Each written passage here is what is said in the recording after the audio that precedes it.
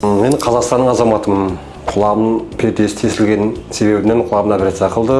Құдайға шүкір, жақсы, есту қабілеті жақсы, Құдайға шүкір. Операция жақсы, тамаша өтті. Шауқет докторға рахмат. Қол дерт көрмесін.